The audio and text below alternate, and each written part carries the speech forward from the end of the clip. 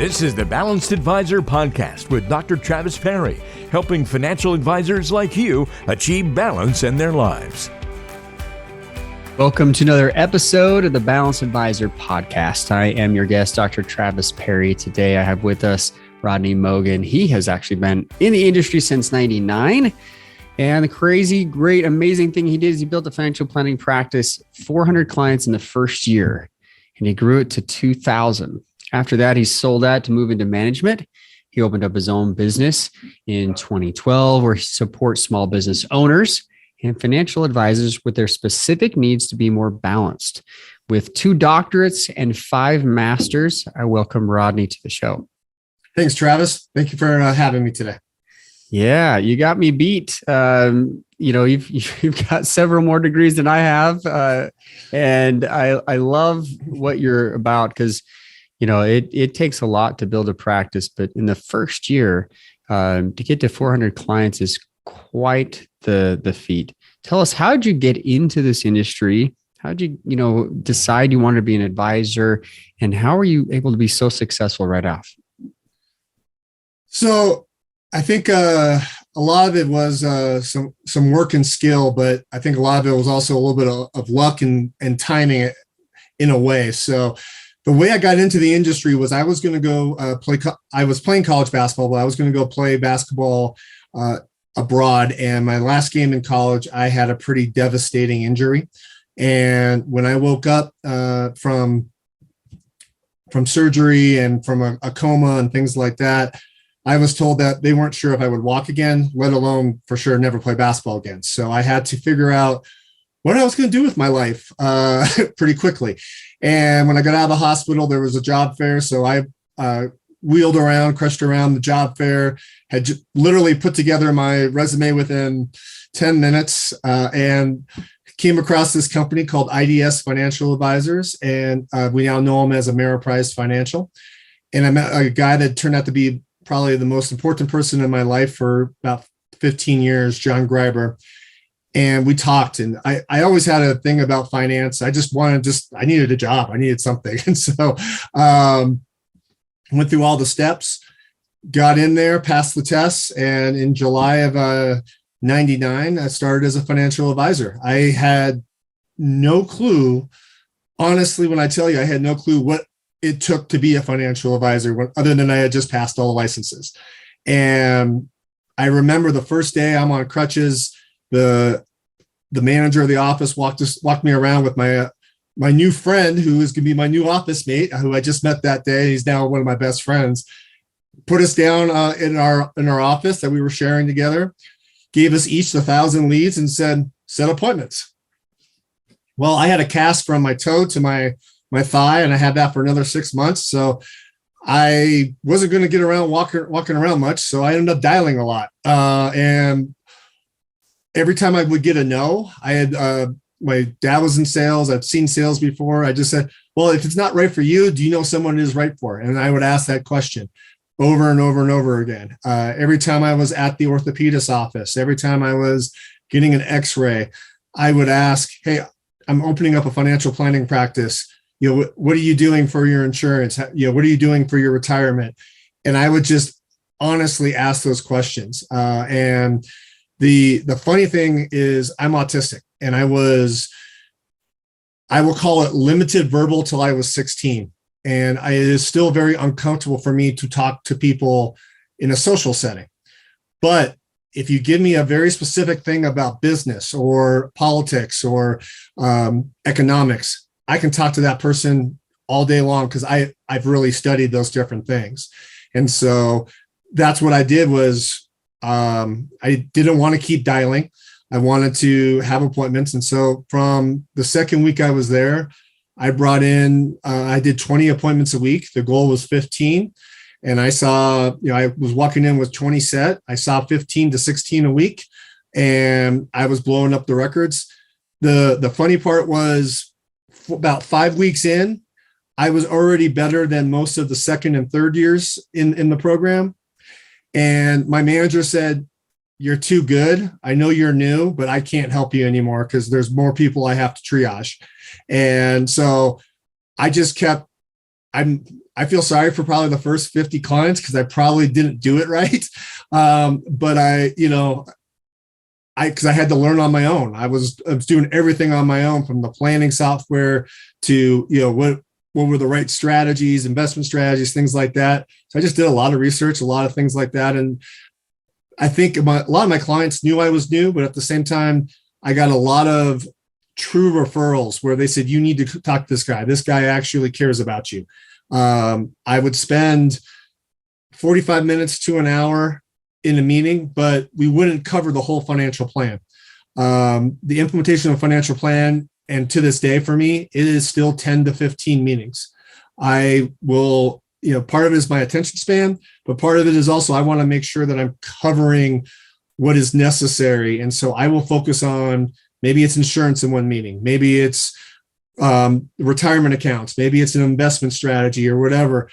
And yeah, it's a lot of meetings, but I think my clients enjoy that, the fact that we're really delving deep on one topic and I'm not trying to rush through a lot of different things. Yeah, I mean, high energy, really well diversified, cognitive portfolio of various things. I think it's great that a little bit about a lot, and obviously you've really specialized with 2 doctorates, 5 masters. You've really understood business and marketing, a lot of things we're going to be talking about today, which is very different from somebody who's just coming in, not having a background, not understanding, maybe how the world works a little bit with politics. And you can kind of strike up conversation. So very good conversationalist.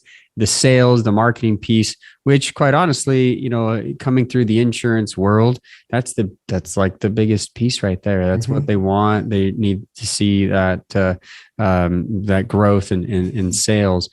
As you're doing this, you're building this business, you're selling insurance, doing financial planning, as you're building up your own practice. What happened to your balance? What happened to you as an individual as you're trying to make this happen? Maybe define what is balance for you. Yeah. So remember, when I started this practice, I was 22. I couldn't walk, couldn't do a lot of things. And so honestly, 100%, I had absolutely no balance when I first started. Probably my first 6 to 8 months, I would wake up in the morning, struggle to put on a suit. If you've ever had a full leg cast, you know what I mean. And you go to work. I would work till 8 o'clock at night, go home, go to sleep, and rinse and repeat. And honestly, after about 6 months of doing that, I didn't want to do this anymore. I was like, I'm done. I was burnt out. And right around that same time, the cast came off, and now I had to go through physical therapy. So there was actually a really forced part to my balance. I was spending 2 hours a day in physical therapy, not in the office. It was a different part of the routine, learning to walk again, doing some different things. Once I got a little bit more of that, I added back in the gym. Water polo player, I'm a swimmer, I'm a basketball player. And so all those things I couldn't do. So over time, I started to add those in there. And because I am autistic and because I have to live in a structured environment, I started putting all of that into my calendar. And what was funny was, once I started doing that and had something more to do, I guess, than just work with clients, I ended up seeing 20 people a week instead of 10 or 11. I ended up setting 20, 25 appointments. I still kept my same way of how I did meetings with people, but I was just more productive with it. And I, did it at different times. And yeah, I would see people on a Saturday morning if that's what worked for them, but I wouldn't be in the office Friday afternoon. There was always a trade-off. And there was another mentor of mine that wrote a book called Simple Genius, Doug Lennox. And he got to know me, and he gave me the book. And that, the reason why I bring him up is he's famous for Wednesday afternoons from 2 o'clock to 6 o'clock. You're not going to find him in the office. He's out playing tennis. And Fridays at noon, from noon to 2, he is playing basketball. And once I could start playing basketball, and once I could start running, I was invited to the game. That was a huge thing for a 22-year-old to be invited to this corporate vice president's basketball game. And I started going in there, but like I said, you wouldn't find me in the office from 12 o'clock on. If people knew where I was. That was blocked out of my calendar. And so over time, and as I kept growing into the practice, and even when I sold my practice and started my own business, I put in times to where I can work out, where I can do different things, where I can read. Because if it's in the calendar, for me, I'm going to get it done. And, I've gone through your class, Travis, on being a balanced advisor and time management and calendar management. And a lot of the stuff you talked about, I already did, but it was a really great course to really go in there and just refine some of the principles and really make sure that, okay, yeah, I could do this better, or I could do that better. And you do have to review it too. And you have to make sure it's working for you. But, like for me, I know that I'm better at working out, getting my swimming in, getting some different things in the morning. And then also maybe later in the evening. During the day, I know that it's going to be hard for me to pull away, but I can pull away for a lunch, or I can pull with my wife, or I can pull away to go train my dogs, or whatever it might be. That's something I can do. But to work out because of being dressed up and all that stuff, that's in my mind, that's just too much effort on both sides. So I can do that in the morning when I wake up, or I can do that, at night after the day is over. So that's how I work that into it. Is I really have the calendar, and I didn't ever want to have that.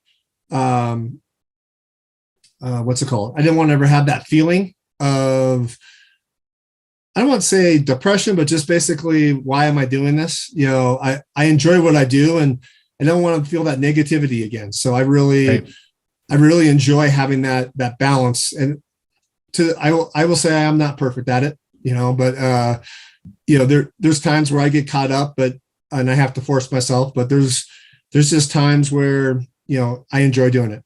Yeah. Well, what I love what you mentioned there is that there's this pulling away time, right? And blocking that out, Wednesdays from 12 to 2, Friday, whenever that is, to do basketball, tennis, whatever it is that's super important to you. I found that, balance really is such a myth that we've created, that, doing everything all at the same time. No, you can't play tennis and build a financial plan. I've never met a single person who can, well, at least not well. Like, no. Maybe you're on your phone and typing it.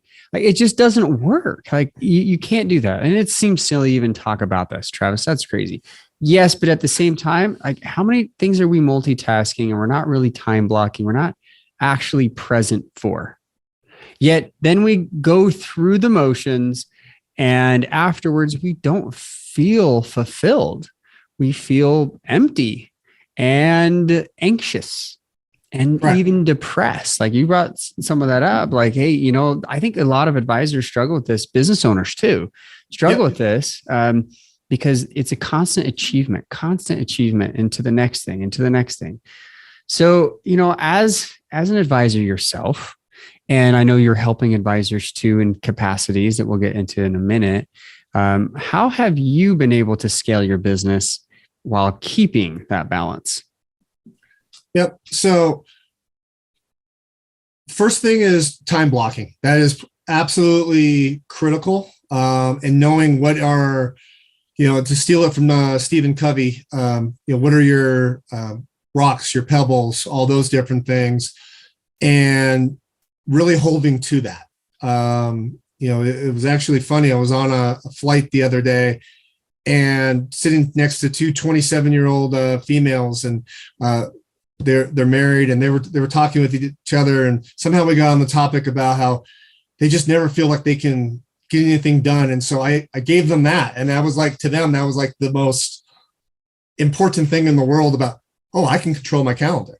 And so I think, number one is that's probably the first thing.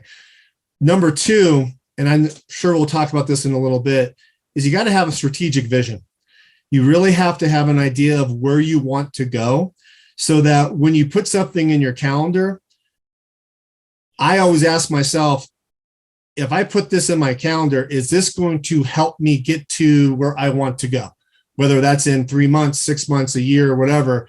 And so That way I'm still adhering to my time blocking, but now I'm setting appointments with a purpose and not just to have a meeting. And I think that's very, very important. I think when you get into companies or corporations, a lot of times people have meetings to have meetings to have meetings. And sometimes I think if financial advisors or even business owners, I think we get caught in that trap that, oh, I need to meet with my client every month. So I just have a meeting, yet I'm not prepared for it, or I don't have it, anything really to talk about.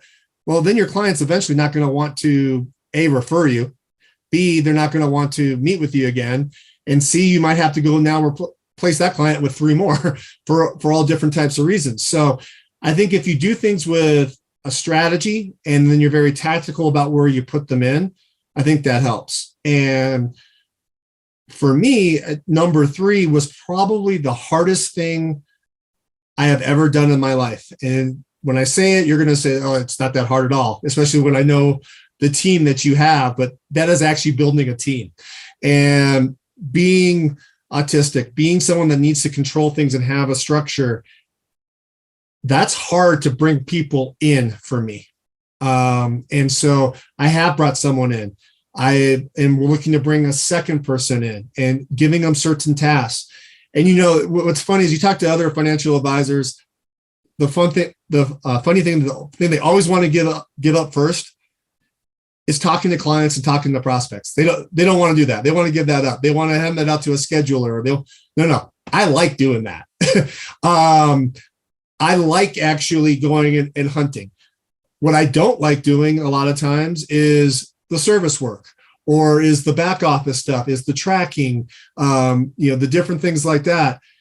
I'll do it, but I'd rather have someone else do that and give me a report, and then I can figure that out. So I give that stuff off. That frees me up the time to actually continue to scale and grow my business. When it comes to creating the financial plans, that is something I will never, ever give up. I want to do that because I call my company Solve Your Puzzles, because of the way I look at things. Everything to me is like a jigsaw puzzle. So I like to put things and put the puzzle pieces together. I don't want anyone touching my puzzle.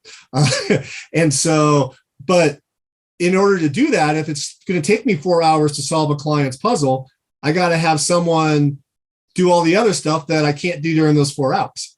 And so I was trying to do all of that it wasn't working. And so I had to give up some stuff.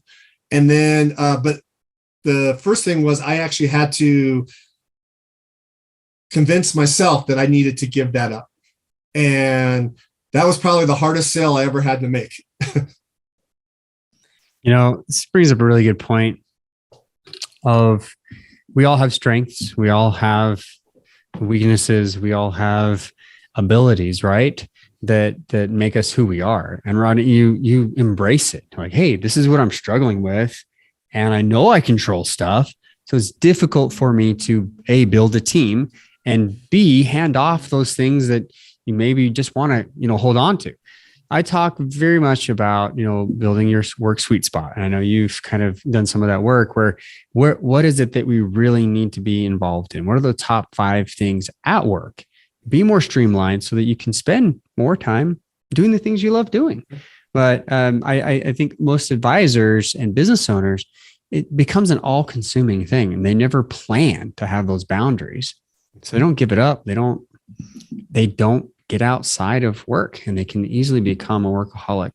So, as we're looking at the industry in general, what do you think other advisors struggle with that you've seen? You work with advisors. I know that you help them with outsourcing some of the insurance pieces of the financial planning process. As you're working with them and maybe coaching or mentoring or helping them and their clients, what have you noticed that they struggle with, or maybe what have they shared with you when it comes to scaling their business without losing their balance? Obviously the number one piece in there is the marketing piece. How they go out and get those clients and continue to grow. The one thing I love working with financial advisors is, and when I say financial advisor, I'm talking about true financial planners, financial advisors like yourself that are really helping planning and coaching clients, is a lot of the ones I work with have a very specific niche market. So they've already done something that most people in our industry don't do. Most people in our industry, do they have a pulse, and they'll take you on. And I think that hurts scaling as well, where if you keep bringing on the wrong, for lack of a better phrase, the wrong type of client, you're going to constantly be spinning your wheels. Because those clients are going to be calling you at 10 o'clock on a Saturday morning, 4 o'clock on a Friday night, when you don't want to be dealing with them. So you really need to find the right type of client in the very specific niche that you want to deal with. But I think everyone struggles with that marketing, especially nowadays. How do you get in front of those people? 10 years ago, some people might do seminars, some people might do webinars, some people might do lunch and learns, all different types of marketing things. Like for me, I'm 100% digital. I do everything on Twitter and LinkedIn, and I get a lot of my referrals and a lot of my leads from there. But at the same time, that's not right for everybody, and that's not right for every niche market or every market that you're looking at. If you're probably working with retirees and that's your niche market, you're probably doing a lot of digital advertising. Is probably not going to work. So how are you going to go out and do that? And I think everyone struggles with that, because when you're marketing, you have to do that consistently, and you have to do that an hour, 2 hours, 3 hours a day. Plus, if you're going to hold a bunch of appointments, and if you're going to have balance with your wife or your husband or your partner or whatever, you're going to go do things with your kids, all that's really difficult. So how do you really get that balance in there? So I think that how can you be consistent with the marketing and do all the other different things that you have in there? And I think that leads to the second thing, and that is knowledge. As you know, Travis, in our industry, you don't just learn it and then it stays with you for the rest of your life, because things are constantly changing. Things are constantly evolving. I've been in this business for 23 years now, and I will tell you, the stuff I was taught in 1999 is nowhere near what we have to deal with today. If I were to still use the same principles from 1999, I would not be in business. And so you have to constantly evolve, but how do you fit all that in there? I think if you talk to a financial advisor, I think they could sit on probably 30 webinars a week, 30, 40, 50, probably, who knows? But are you really getting the knowledge you need out of that? And, how is that working, and all those different things? So those are the things that I think that probably those are the two biggest, is how do you go and attain that knowledge? And then also, how do you go out and continue to grow your practice? Yeah. Nuggets right there. You talked one thing that I really want to focus in on. That is, we tend to focus on the demographics of our ideal clients, our niche, et cetera, whatever you want to call it. But you mentioned the type, and this is so crucial. When I work with advisors, a lot of times we'll get into demographics, but also the psychographics. What kind of personality, values, things that your clients believe in that you can back, and how do you interact with them? How do they interact with you? I have a very detailed process for me. I know a lot of advisors do as well. Successful advisors do that. They don't let anyone into their practice because, like you said, they become problem clients. And then you have to how do you deal with problem clients? Do you refer them out to someone? Can you refer this person out to someone after you've dealt with them? They've been an issue for you. There's all sorts of issues that start. Now, obviously, you can't prevent 100%, but if you focus more on the psychographics, the personality, the values, the things that you have in common, versus all of the demographics, how much does this person have for me, investable assets today, that's important. You need to run your business, but there is a balance there too, that I think is oftentimes overlooked, that you really did a great job bringing up. What advice would you give to other advisors who, are still struggling with balance, like we all are, that are trying to scale? And how does your system, what you do, help them to have greater balance? Yep. So the first thing, and this is what when I talk to other financial advisors, this is what I always tell them. And it's probably something similar to your coaching too, but just what do you want to get out of working with your client? And that question can be different for anybody. But I actually, when I'm sitting down with a client, that is the first question I ask myself. What do I want to get out? And then the next question is, what do they want to get out of this relationship? And, when you ask that question, what do I want to get out? Probably we're all thinking in our head, oh, well, I want to be able to bring in over 250,000 AUM or blah, blah, blah. No, that's not what I mean. I don't mean what products or what services you can do. What I actually mean by what do you want to get from this client is what type of experience, what type of knowledge do you want this client to bring to you? So, I work mostly in my practice with small business owners. And so I know the small business world really well. I generally work in the startup and growth stage small business areas and also succession planning.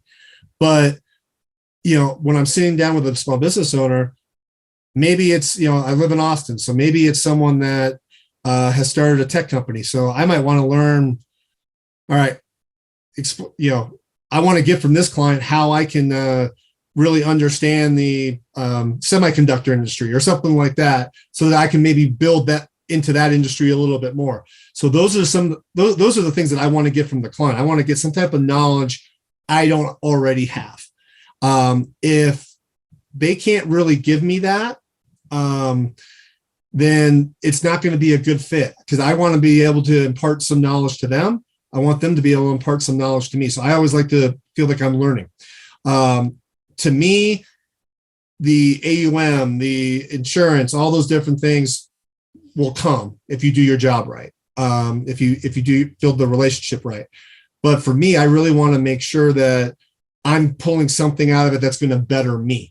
And then I ask them the same thing. And, usually the answer I get from a client is, well, yeah, I want to have a better control of my finances. It's like, no.